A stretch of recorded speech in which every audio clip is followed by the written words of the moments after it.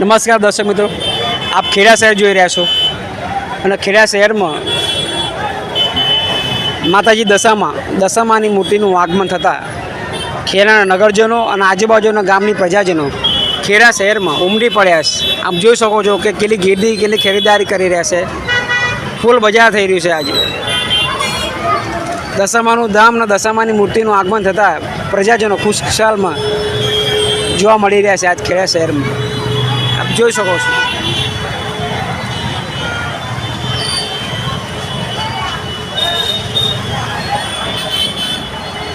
બીજે બનાવે.